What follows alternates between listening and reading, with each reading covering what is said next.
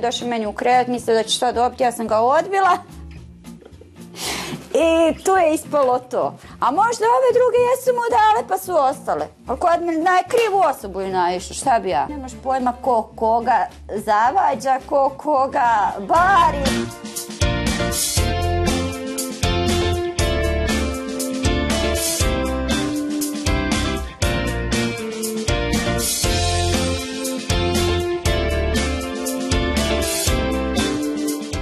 Ja sam zaljubljena, ali ne mogu toga imat.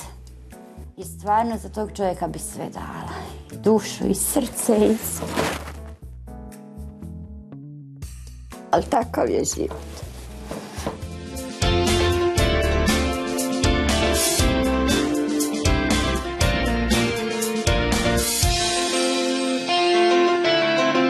Kaže kad se bude udavala da će mene zvati da ja moram biti kuma. I ja svojim za to.